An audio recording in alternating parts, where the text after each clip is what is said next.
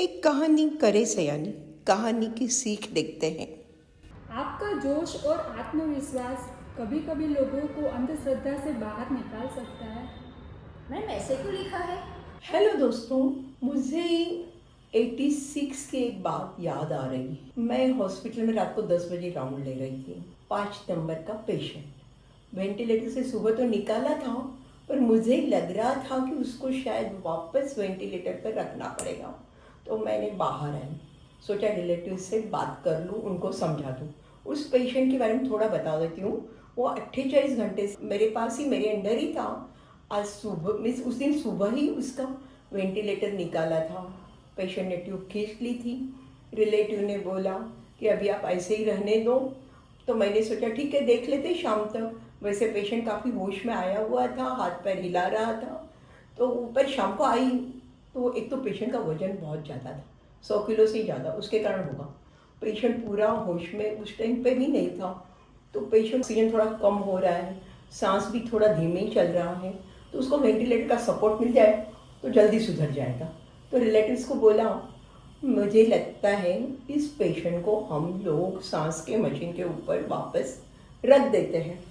Relatives ने बोला, हमें नहीं रखना है, आप एक काम करो, छुट्टी दे दो। मैं कि छुट्टी दे दो क्यों? मैं कि देखो, आप लोग बारडोली से इस पेशेंट को इधर लेके आए हो। उस जमाने में हमारे पास ऐसे जो पोर्टेबल वेंटिलेटर होते हैं वो तो थे ही नहीं। आप लोगों ने उसको ये अम्बो बैग, एक पुराने ज़माने में आती थी, एक दबाते दबाते दबाते यहाँ तक शिफ्ट किया है। पेशेंट पूरा कोमा में था। उसके बाद में पेशेंट अब होश में आ रहा है। अगर इतनी मेहनत करके आपने पेशेंट को शिफ्ट किया है तो आपका उद्देश्य तो पेशेंट को अच्छा करने का ही होगा ना।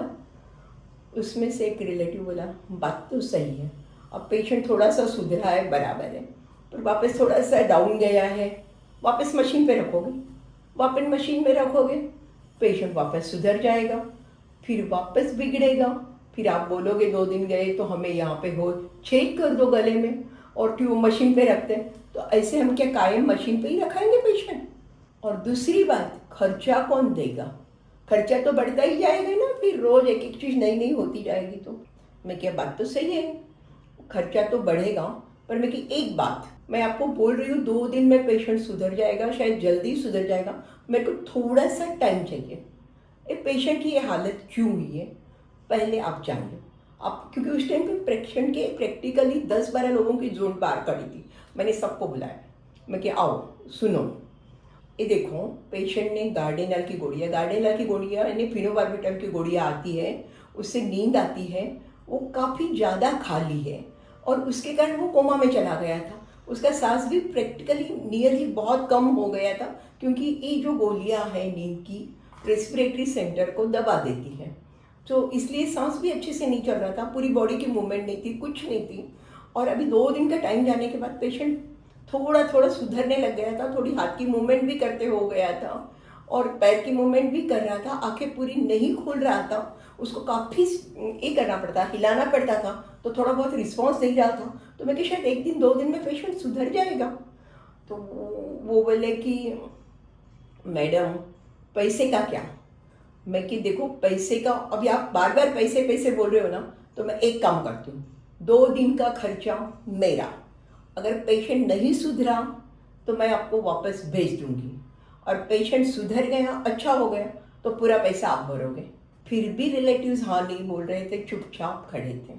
फिर उसमें से एक आदमी आगे आया, बोला, मैडम मैं आपको जानता हूँ, आप हमारे अच्छे के लिए बोल रहे होंगे, पर मैं आपको एक बात बता देता हूँ, ये पेशेंट अच्छा नहीं होने वाला है। मैं कि क्यों? बोले, इसके ऊपर एक छाया पड़ी हुई है। आज पेशेंट जब सुबह में ये हुआ था ना, आपने बोला ना वापस मशीन पे रखना पड़ेगा, तब हमने 2-4 जनों को दिखाया है। आज रात को ही हमें पेशेंट को लेके जाना पड़ेगा, उसके ऊपर वो कुछ करेगा तो शायद फ़ायदा हो गया तो पेशेंट बाहर हो जाएगा। तो मैं कि आज की रात आप वहाँ पे पेशेंट ले जा रहे हो, तो आज की रात मेरे साथ इधर निकालो ना हॉस्पिटल में, हो सकता है वो छाया हम भी निकाल दें वेंटिलेटर के सहारे।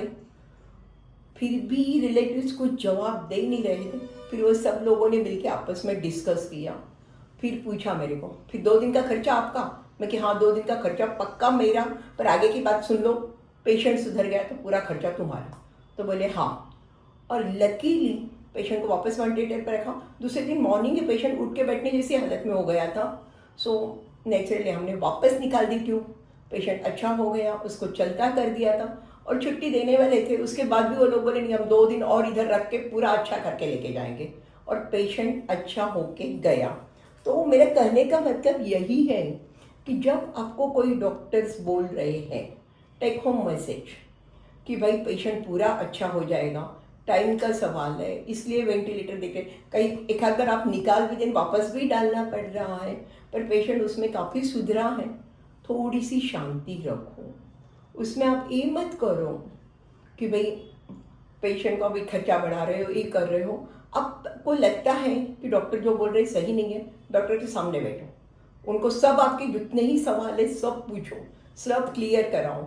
अगर उसके बाद आप क्लियर नहीं होते हैं, दूसरे डॉक्टर की सलाह लो, पर बहुत सारे डॉक्टर्स को साथ में इकट्ठा मत करो। फिर दूसरी बात, हमारे यहाँ पे काफ़ी पेशेंट आते हैं जो कोई बोलता है छाया है, कोई बोलता है देवी जी का कोप है, और काफ़ी बार मुझे मालूम है एक्यूट लिखा हुआ तो पहले के ज़माने में जब 87-86 में की बात थी, तो वो लोग बोलते थे कि हम माता जी के वहाँ मंदिर ले जाएंगे, पेशेंट लखवा का हुआ तो या तो अच्छा हो गया ना, जैसे देवी की माँ मेहरबानी। तो मतलब देवी जी की मेहरबानी तो डॉक्टर्स की मेहरबानी क्यों नहीं? आप ये क्यों नहीं सोच रहे हो? ऐसे जो अंधश्रद्धा में मत पड़िए।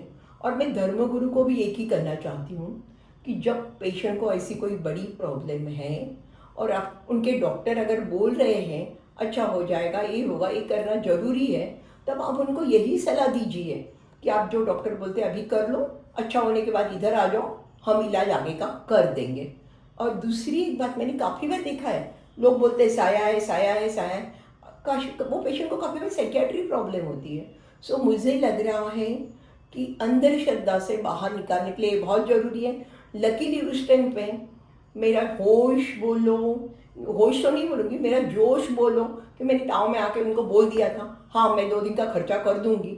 शायद उसका असर पेशेंट के रिलेटिव पे हुआ कि भाई हाँ जो भी डॉक्टर बोल रहे हैं शायद सिंसियरली बोल रहे हैं कि पेशेंट अच्छा हो जाएगा, इसलिए हमें रखना चाहिए। So thank you.